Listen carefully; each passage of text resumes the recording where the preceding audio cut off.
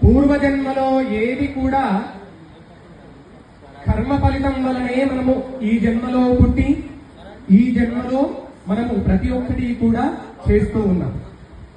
పూర్వజన్మలో పాపాలు చేస్తేనే ఈ జన్మలో మనిషి రూపకంగా పుడతాం. పూర్వజన్మలో పాపాలు చేస్తేనే ఈ జన్మలో మనిషి రూపకంగా పుడతాం. మరి పుణ్యాలు చేస్తే స్వామి, పుణ్యాలు చేస్తే పుణ్యాలు చేసినా కూడా పుడతారు. ఏ రకంగా పుడతారు తెలుసా? ఇటువంటి దైవారాధన చేయడానికి సంకల్పం చేస్తారు చూడండి, వాళ్ళలాగా పుడతారు.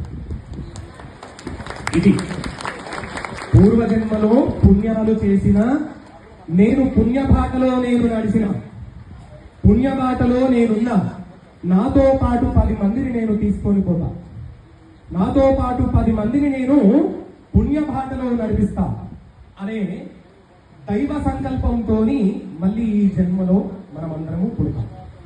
మీరందరూ కూడా పూర్వజన్మలో పుణ్యాలు చేసే ఈ జన్మలో పుట్టారు. ఏంది స్వామి ఇట్లన్నారు చెప్పనా?